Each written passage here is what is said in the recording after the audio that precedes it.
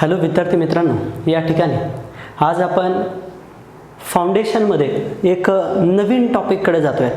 That is nothing but we can say it as a kingdom plantae. प्लांट्सबद्दल आपण या ठिकाणी आजपासून बोलणार आहोत. Name of the topic is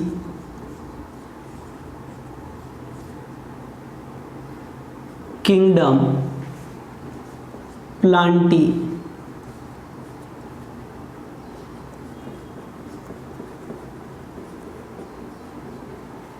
okay, name of the topic is kingdom Plantae.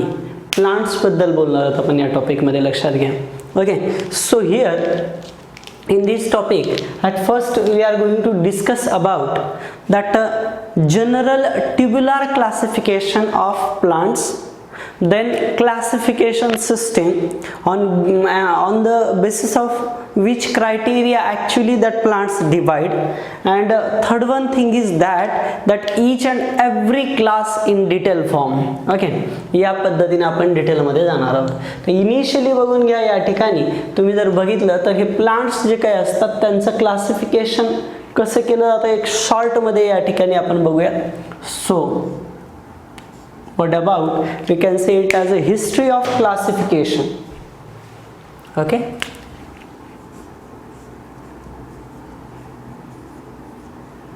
history of classification. History of classification. क्लासिफिकेशनचे history बद्दल आपण या ठिकाणी बोलणार. सो क्लासिफिकेशनच्या हिस्ट्रीमध्ये इथं तीन बेसिक टाइप आहेत. The first type is nothing but we can say it as artificial system. Artificial system of classification. Classification मधली आर्टिफिशियल सिस्टम आपण या ठिकाणी लर्न करणार.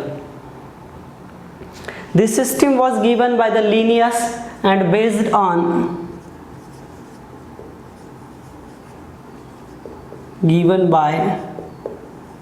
Linnaeus and based on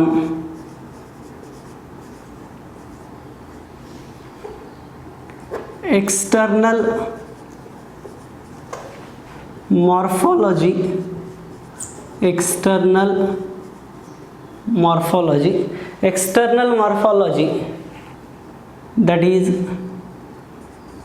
color, size, shape of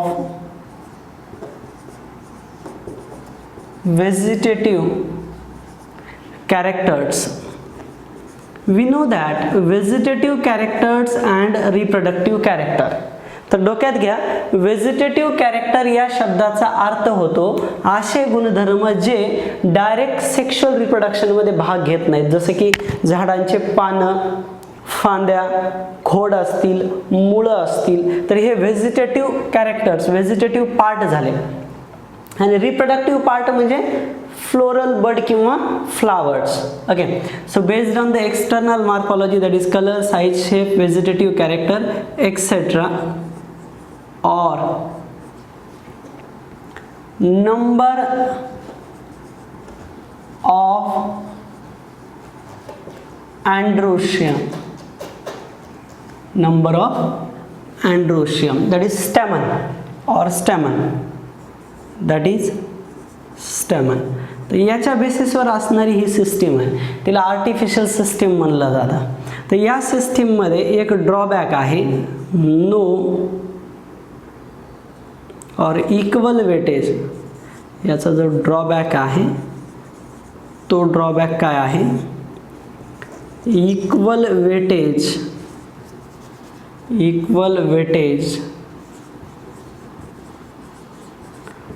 to vegetative and sexual characters.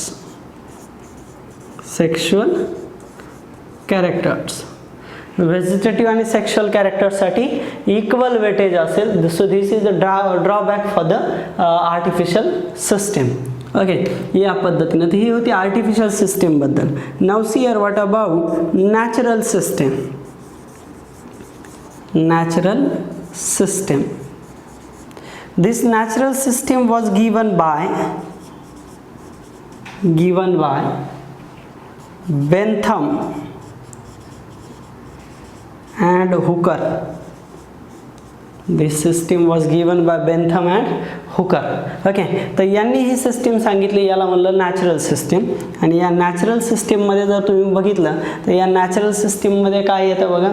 So it is associated with, okay, associated with all natural characters.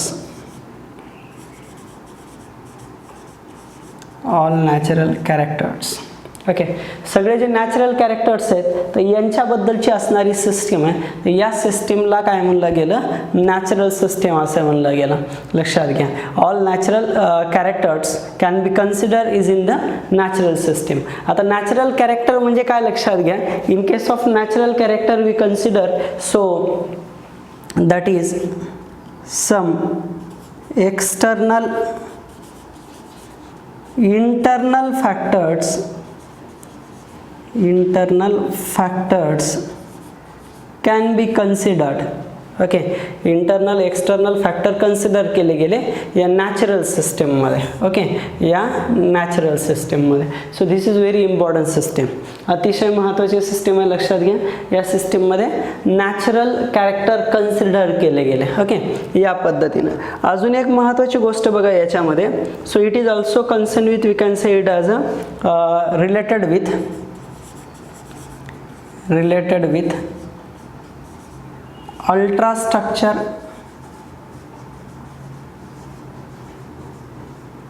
anatomy,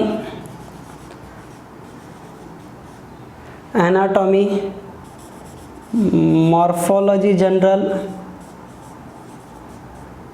and phytochemistry. म्हणजे प्लांटमध्ये असणाऱ्या केमिस्ट्रीचे म्हणजे केमिकल्सचा स्टडी करणारी branch, that is called as phytochemistry. तर या सगळ्यांशी रिलेटेड असणारी ही नॅचरल सिस्टीम आहे. It is associated with external and internal factor. It is related with the ultra structure. Ultra म्हणजे झूम करून डिटेल पाहिलेलं structure. Anatomy study of internal structure.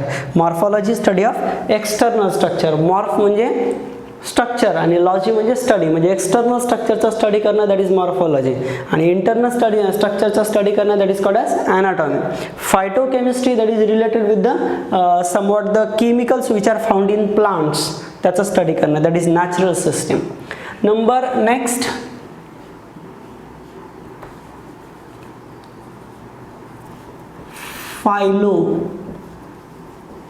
phylogenetic system. Phylogenetic system. It was given by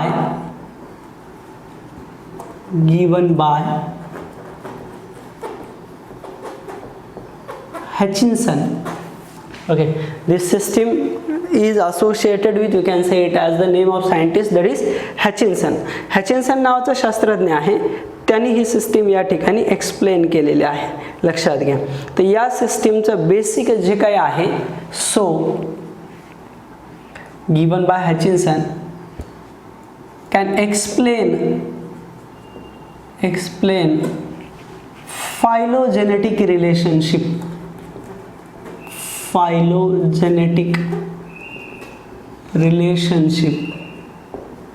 phylogenetic relationship. Phylogenetic relationship explain केलं याने. So that is said to be the evolutionary relationship. Phylogenetic relationship or evolutionary relationship.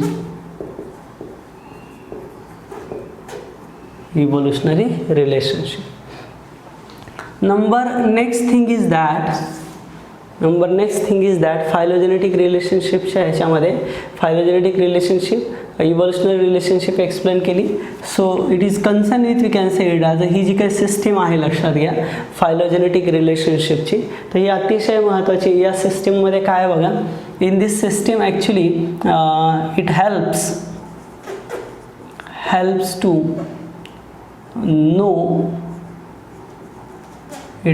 to know that is nothing but the evolution of species or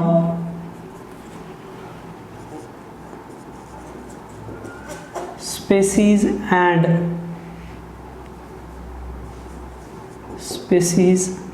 its close relation. या दोन गोष्टी कळायला मदत होईल. कोणती species आणि तिचा close relationship, species it's close relation.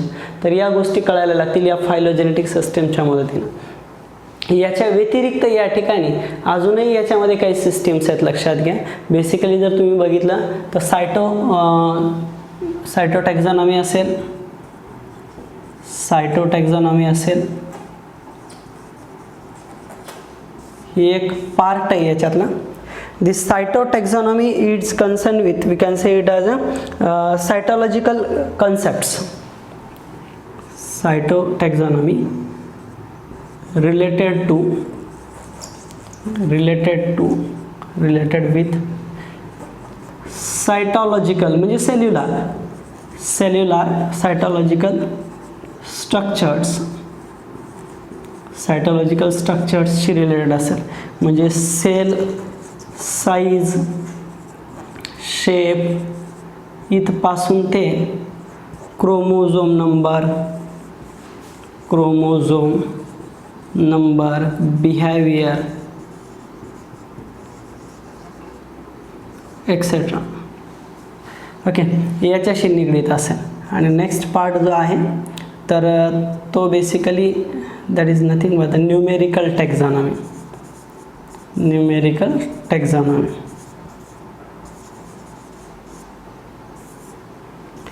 means many character enlisted with the help of computer. Okay, many characters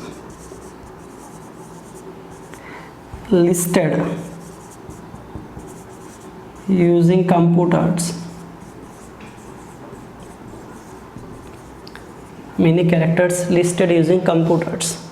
okay, आणि त्याच्या बेसिसवरती टॅक्झॉनॉमिकल क्लासिफिकेशन करणं. This is said to be the numerical taxonomy. आणि बेसिकली जर तुम्ही बघितलं तर किमोटॅक्झॉनॉमी एक प्रकारे, तर तो एक बघूयात. किमोटॅक्झॉनॉमी काय? किमोटॅक्झॉनॉमी बघा, chemotaxonomy is concern with we can say it as a chemical related with chemical constitution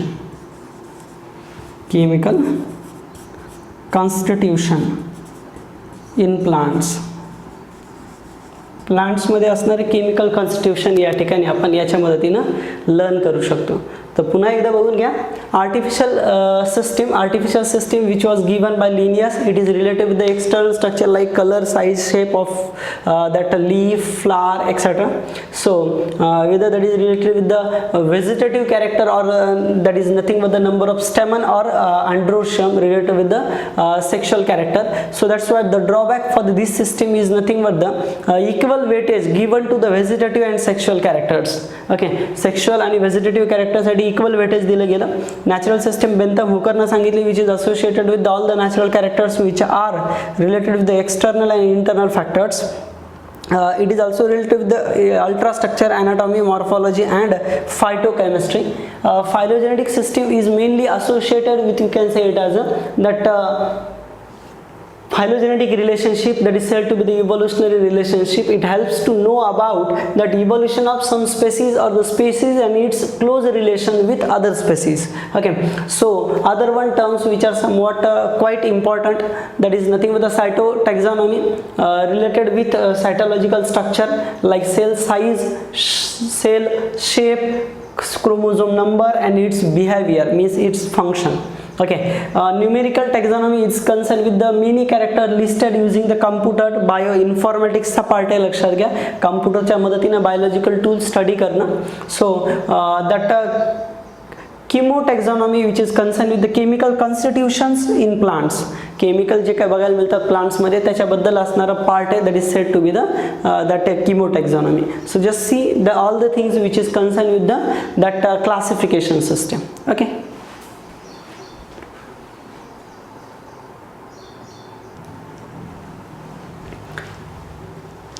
So now see here, what about the basic classification approach? Okay, basic classification approach.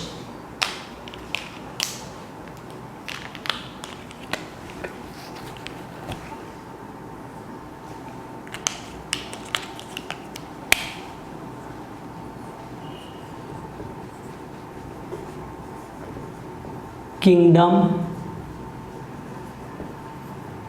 plants.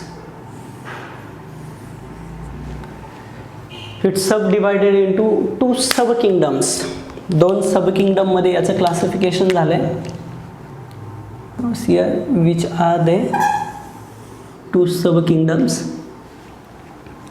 First sub kingdom is nothing but this is sub kingdom cryptogamy. First one is cryptogamy.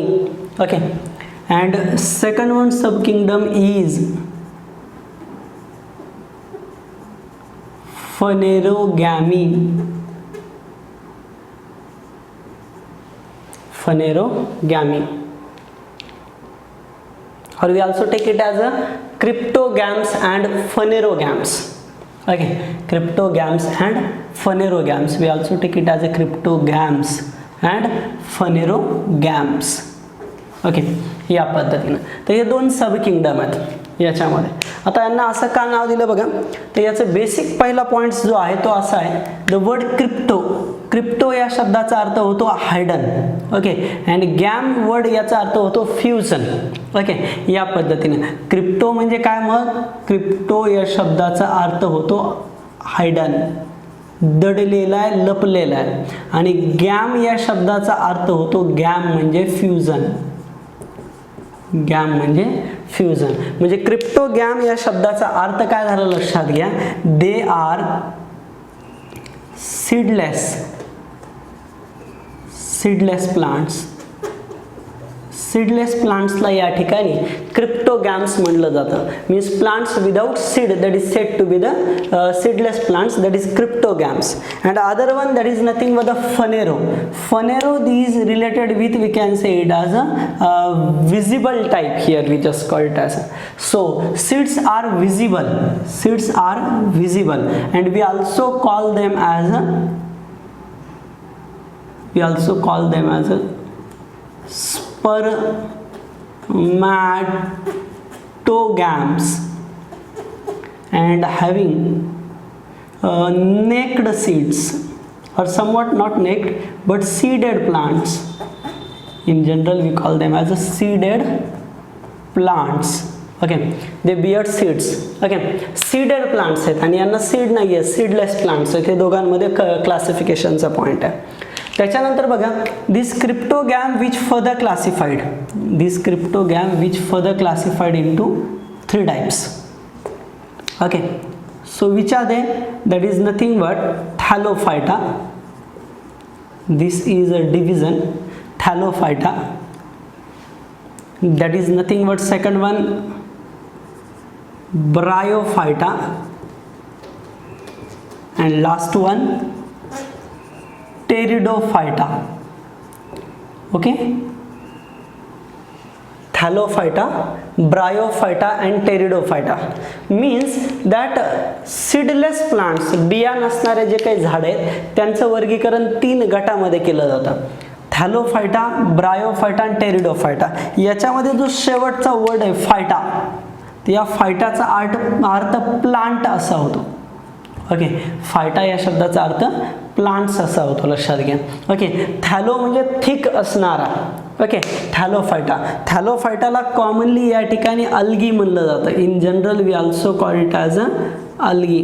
Okay, algae म्हणलं जातं. Bryophyta हा जो शब्द आहे ना, तर याच्यामध्ये जो शब्द आला आहे ब्रायो, ब्रायो याचा अर्थ होतो थिक असणारा, मॉस लाईक. ओके, मॉस सारखा. ओके, आणि टेरिडो जो शब्द आहे ना, टेरिडो, तर या टेरिडो शब्दाचा अर्थ होतो फिदरी, पक्ष्यांच्या पंखासारखा, फिदर लाईक. ओके, या पद्धतीनं. तर त्याच्यावरून जनरली डोक्यात घेतलंय. या थॅलोफायटाला दुसरं नाव अल्गी आहे. ब्रायोफायटा हे मॉस थिक आहेत, मॉस असणार आहेत, हे थिक आहेत. Okay, moss thick. ओके, आणि फिदर लाईक हे जे काही असतात टेरिडोफाइट, हे फिदर लाईक असतात, त्यांचं स्ट्रक्चर फिदर लाईक आहे. तर असे 3 या ठिकाणी याचे सब टाईप आहेत. आणि या पूर्णबद्दल आपल्याला डिटेलमध्ये पाहायचं आहे.